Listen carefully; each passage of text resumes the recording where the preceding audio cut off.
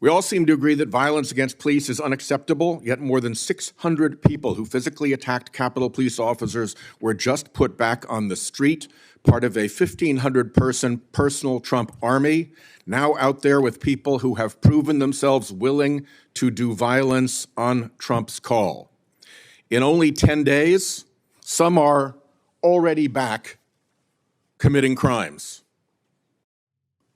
We've also tried as a committee together to address the dangers of illicit drug sales over the internet, and I assume we're all against murder for hire.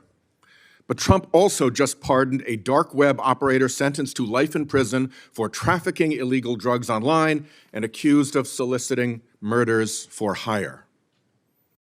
Those pardons, as Mr. Patel has said, are a mistake, but they are also a signal that we are entering a strange and dangerous time. That is the context for today's hearing. Warnings that the FBI could become Trump's enforcer, use the powers of law enforcement to stifle speech and dissent, punish political rivals of either party, and hand out free passes, get out of jail free cards to violent supporters are warnings we should heed. Here are some warnings of this nominee's Trump administration colleagues.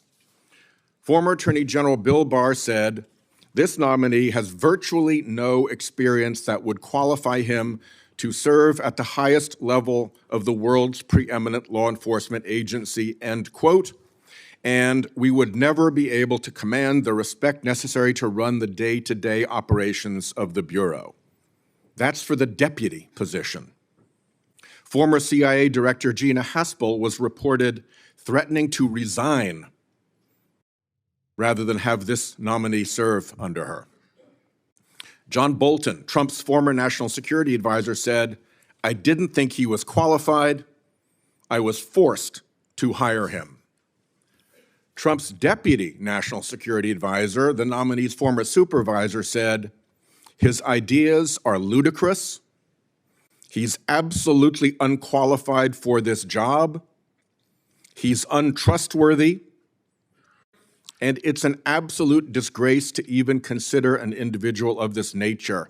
That's from Republican appointees who worked with him. And here's what this nominee himself has said about using his office to prosecute journalists. "We will go out and find the conspirators, not just in government, but in the media. We're gonna come after you, whether it's criminally or civilly." Is that a correct quotation, Mr. Patel? Senator, that's a partial quotation. But it's correct. In part.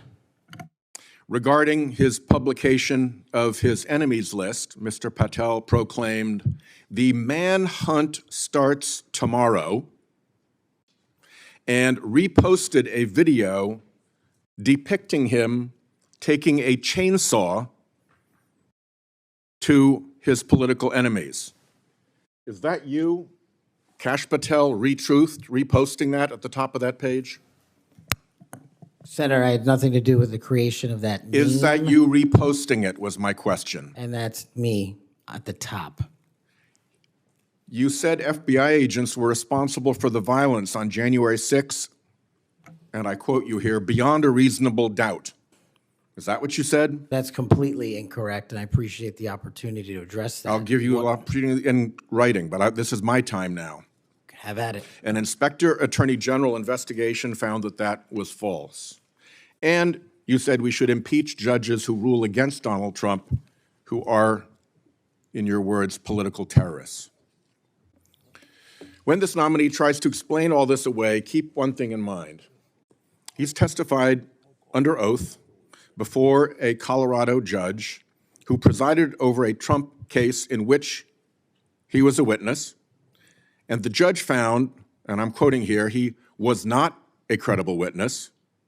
His testimony is not only illogical, but completely devoid of any evidence in the record. That's from a judge. This is a dangerous time, and I ask all my colleagues to consider whether these plain comments by this person and by his own Trump administration colleagues should be given a blind eye, just overlooked, or whether, like the warnings of pardoning violent January 6 offenders, they're warnings to be heeded. There is an unfathomable difference between a seeming facade being constructed around this nominee here today and what he has actually done and said in real life when left to his own devices. Conduct shows character. And if you look at history, you see the danger of security chiefs in authoritarian regimes becoming the tools of political power. The characteristics that they often show are that they are vengeful, that they are grandiose, that they are intemperate, that they are partisan and blindly loyal, and that they are servile and won't say no.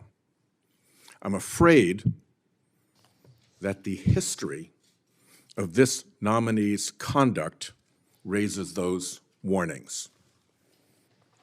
And I yield my 1 second back. Before Senator